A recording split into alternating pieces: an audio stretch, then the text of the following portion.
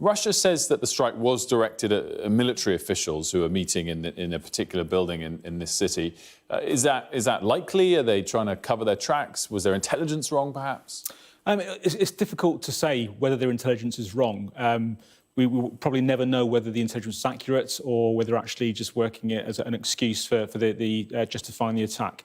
What it does tell me, though, is that their whole intelligence process and subsequent targeting process, there's an irresponsible approach or a flawed approach to how they do that. And from my own experiences, whenever we were planning strategic attacks such as this in my previous career, the intelligence would always be corroborated with other sources. We would never rely on a single source reporting to actually work against an intelligence target.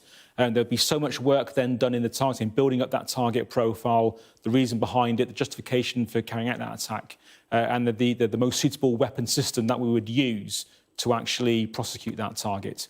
We would then go on to the whole targeting process, which would eventually lead to the legal guys, the people that are experienced in legal matters, to actually look at it, see if it fits in with the rules of engagement. The most important thing is looking at the potential for collateral damage. If there's any potential for collateral damage at all, then we would have to rework it. It looks to me like the Russians are paying lip service to that kind of process. They're getting some form of intelligence which isn't really backed up or corroborated. They're not paying any attention to the collateral damage that could be happening as a result of their attack, and they're just going ahead and conducting those attacks. Is that a surprise, though? I mean, do we think of Russia as always following the rules to the letter, as it sounds like you did and the British perhaps continue to do? Well, I can talk for all the NATO countries. We have that strict, rigorous legal process that we have to go through. For the Russians, it seems to be they do seem to have a little bit more irresponsible. They're very much a kinetic force, very much an offensive force.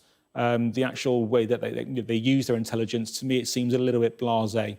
Let's also talk about the town of Seversk that apparently Russia has seized and captured. Is that a very significant place? So at the moment, the Russians, it was announced by President Putin, they're on an operational pause after securing the Lysychansk city earlier on in the month, and obviously securing the whole of the Luhansk Oblast. The next logical phase of their campaign would be the move into Donetsk itself, and Seversk is probably one of the key places where they can go to. Now, the Russians are claiming that they have taken Seversk. It's been uncorroborated so far. We haven't got any confirmation of that. What we have been seeing is increased and intense artillery bombardment of Slavyansk down to Bakhmut itself and the town of Seversk. The Russians do artillery very, very well. It's one of the things that they pay a lot of attention to doing. It would make sense for them to actually moving into Seversk. I think this could be the precursor for a more sustained offensive into the Donetsk Oblast, which is obviously part of the campaign to seize the Donbass region as a whole.